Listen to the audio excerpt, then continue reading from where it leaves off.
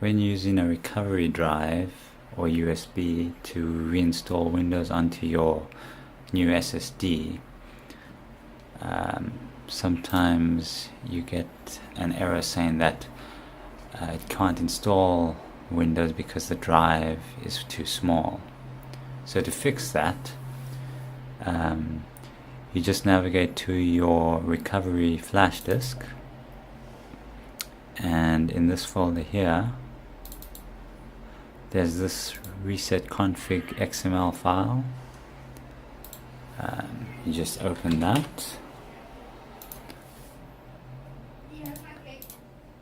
So you drag that there, and then you'll find this number here between the min size tags.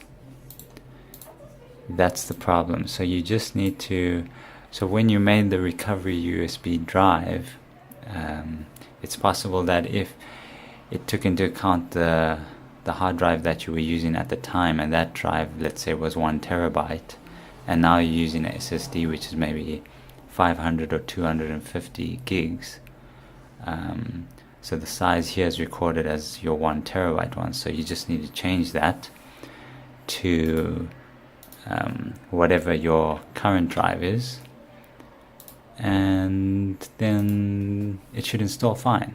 So give that a try.